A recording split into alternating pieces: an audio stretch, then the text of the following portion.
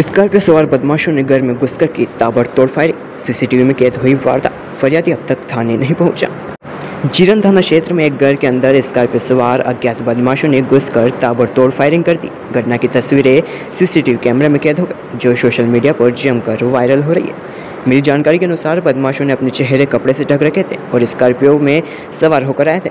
उन्होंने घर का दरवाज़ा तोड़कर भीतर घुसते ही गोलियां चलाना शुरू कर दिया। हैरानी की बात यह है कि इस पूरे मामले में अब तक कोई भी फरियादी शिकायत दर्ज कराने जीरन थाने नहीं पहुंचा है। फिलहाल घटना का कारण एवं पीड़ित की स्थिति स्पष्ट नहीं हो सकी है, लेकिन फायरिंग की वारदात से क्षेत्र में दहशत का माहौल बन गया।